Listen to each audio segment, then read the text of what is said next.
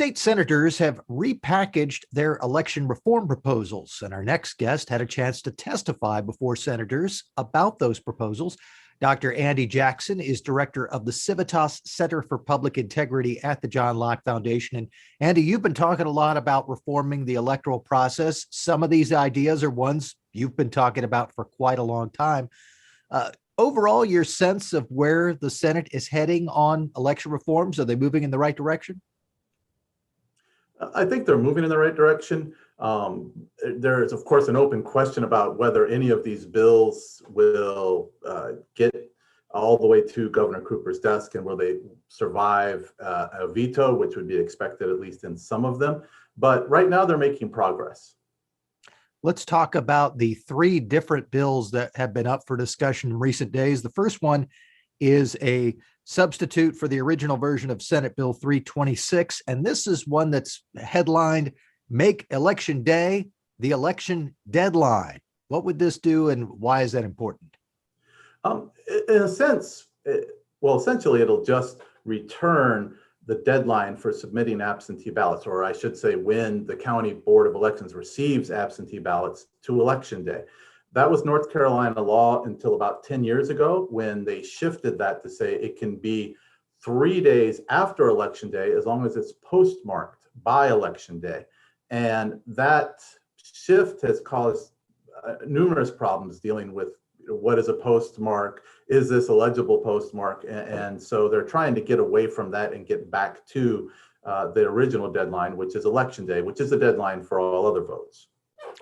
The bill's supporters have also mentioned the idea that the more days you go past Election Day and don't know who the winner is, the more that this means that people don't think that the election is on the up and up. Is that a legitimate concern? Does it make sense for election integrity reasons to treat Election Day as the deadline?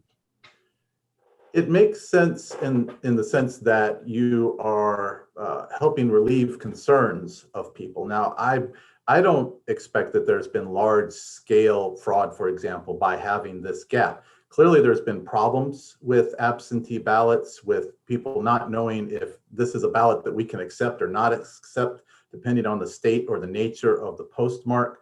That kind of questioning and not knowing really what's going on does raise concerns of people.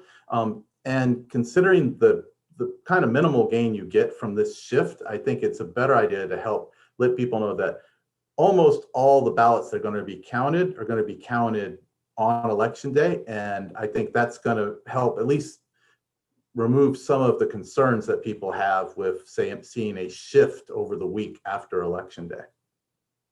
Let's shift ourselves now to another bill. This is Senate Bill 725, and that would prohibit private funding of elections administration. This is something you've written about that needed to be addressed. I have.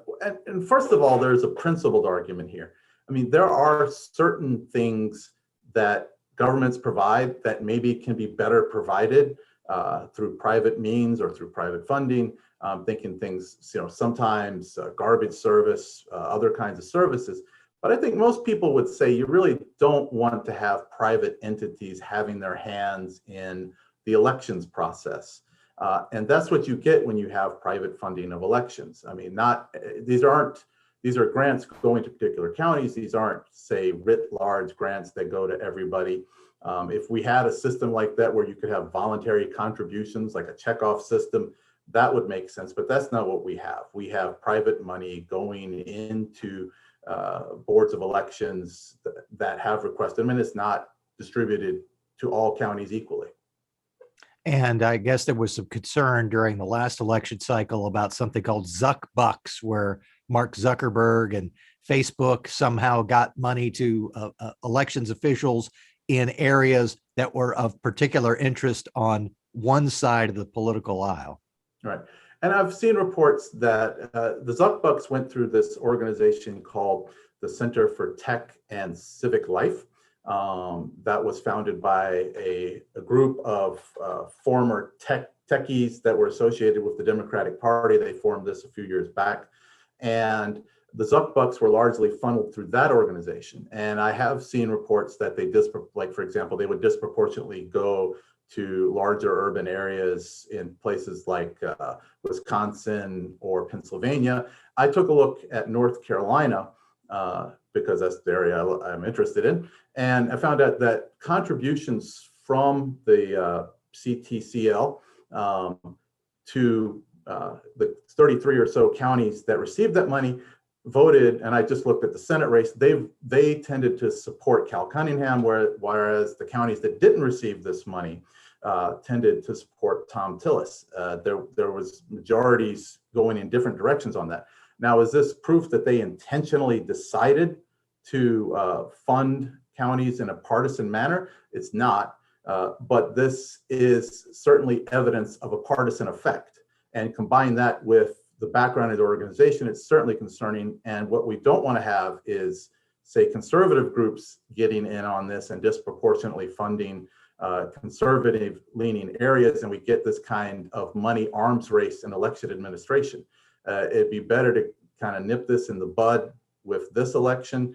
And if somebody wants to set up a system where you have, some kind of metric of equal contributions, like some baseline fund and by population of the county, that would be great. But I don't think we should have this kind of willy-nilly system with private funding of elections. Certainly an important topic as we move into another election cycle. There was a third bill which actually adds some new provisions that hadn't been in the old Election Integrity Act, Senate Bill 724, which talks about funding a mobile voter ID unit or units and also permitting online voter registration. It sounds like all of the things in Senate Bill 724 are about expanding people's ability to get into the voting process. Indeed, and it also has a provision helping the visually impaired be able to vote. When I saw this, I thought, well, this will sail right through, no questions asked, but actually a lot of questions were asked in the committee meeting. Some people raised concerns that the online voter registration portal that they would authorize the State Board of Elections to set up would interfere with the current portal that we have through the Department of Motor Vehicles. And so they were questioning about that. There was questions about how much money would go to the mobile voting unit that would help people get their voter ID. That's a question that'll come up in appropriations. So they're going to authorize the spending here, but the appropriations are going to be in a separate bill. That's how things generally work in the legislative process. And so it did pass the committee, and the vote seemed to be lopsided in front of it, but I think we may see a different version of this as legislators negotiate on it. Senate Bills 326, 724, 725, they all deal with election administration. And we know that as they move forward in the legislative process, Dr. Andy Jackson is going to be paying very close attention to them. Andy is director of the Civitas Center for Public Integrity at the John Locke Foundation. Thanks so much. Thank you.